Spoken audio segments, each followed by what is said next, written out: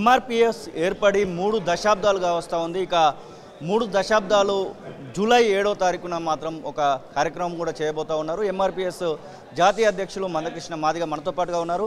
అన్న నమస్తే. మొత్తానికి ఎన్డీఏ గవర్నమెంట్ అయితే వచ్చింది కేంద్రంలో, ఇటు ఏపీకి సంబంధించినటువంటి విషయంలో కూడా 3 కూటమి ఉన్నటువంటి ప్రభుత్వం వచ్చినటువంటి సందర్భం. మొత్తానికి పునాదులు పడిపోయి ఎప్పటి నుంచో మీరు వెయిట్ చేస్తున్నటువంటి సమయం రానే వచ్చింది అనుకోవచ్చా? సుప్రీంకోర్టులో మీకు అనుకూలంగా జడ్జిమెంట్ వస్తుందనేటువంటి ఆశ కలుగుతూ ఉందా?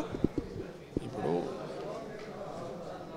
ఎస్సీ రిజర్వేషన్ల వర్గీకరణ అనేది న్యాయమని అన్ని రాజకీయ పక్షాలు ఒప్పుకుంటున్నాయి, సమాజం ఒప్పుకున్నది. అన్యాయం జరిగిందనేది మాదిగలకు అన్యాయం జరిగిందని ఆధారంగా అనిపిస్తున్నది. కాబట్టి న్యాయ వ్యవస్థలో కూడా న్యాయం జరుగుతుందని ఆశించడం కరెక్టే అవుతుంది. కాబట్టి మేము ఆశిస్తున్నాం.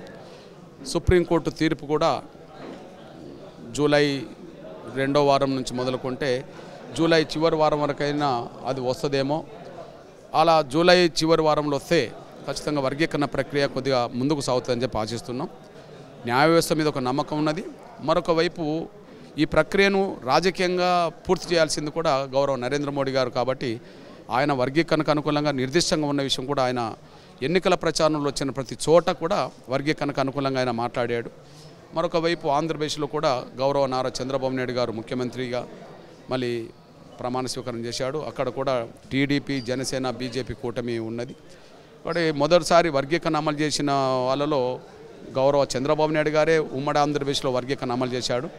మళ్ళీ మొన్న ఎన్నికల్లో కూడా ఖచ్చితంగా మళ్ళీ మన టీడీపీ, బీజేపీ, జనసేన కూటమి ప్రభుత్వమే వర్గీకరణ అమలు చేస్తుందని చెప్పి ఆయన పదే పదే మాట్లాడుకుంటూ వచ్చాడు. కాబట్టి అక్కడ వర్గీకరణకు అనుకూలమైన నరేంద్ర మోడీ గారు 3వసారి ప్రధానమంత్రి కావడం, వర్గీకరణకు అనుకూలమైన చంద్రబాబు నాయుడు గారు ఇక్కడ 4వసారి ముఖ్యమంత్రి కావడం అనేది ఇక వర్గీకరణ త్వరగా జరుగుతుందని చెప్పి మాదిగలు సమాజం ఆశించడానికి అవకాశం వచ్చింది. ఇప్పుడు మొత్తానికి 3వసారి ప్రధానమంత్రిగా మోదీ అయితే అయ్యారు. ప్రధానమంత్రి అయినప్పటి ఎప్పుడైనా అపాయింట్మెంట్ తీసుకొని కలిసేటువంటి ప్రయత్నం చేస్తారు? ఎందుకంటే మొదటి నుంచి కూడా మీరు అవుట్ రైట్గా సపోర్ట్ చేస్తూ ఉన్నారు బీజేపీకి దేశవ్యాప్తంగా కూడా.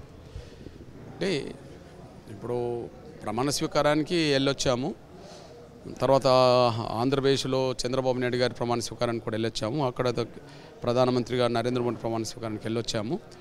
ఈలోపు ఇంటర్నల్గా మా ఎంఆర్పిఎస్ కార్యక్రమాల మీద జూలై 7న జరగాల్సిన వాటి మీద మేము చర్చించుకుంటూ వస్తున్నాం.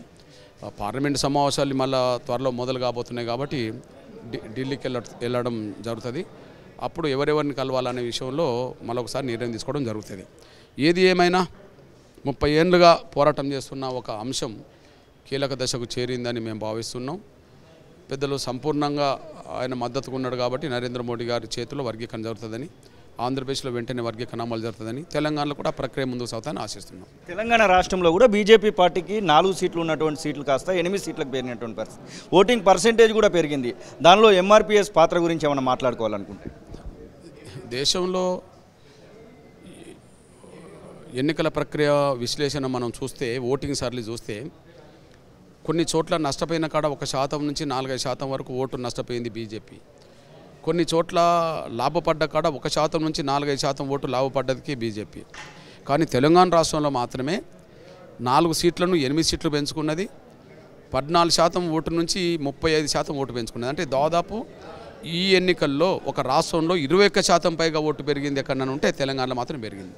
ఈ స్థాయిలో బీజేపీకి డబుల్గా సీట్లు పెరగడానికి కానీ, ఓటు పర్సెంటేజ్ 21% పెరగడానికి కూడా అందులో మాదిగ రిజర్వేషన్ పోరాట సమితి బీజేపీకి అతి కీలకంగా మద్దతు ఇవ్వడం, ఎంఆర్పీ శ్రేణులు కూడా గ్రామ గ్రామానికి ఇంటింటికి వెళ్ళి ప్రజల్ని నచ్చజెప్పి, మాదిగల్ని నచ్చజెప్పి ఓటేయించడం అనేది ఆ రోజు జరిగిన ప్రక్రియ. కాబట్టిగానే తెలంగాణలో ఈ స్థాయిలో ఓట్లు, సీట్లు పెరగడానికి దారితీసింది. అసలైన తొలి వెలుగు.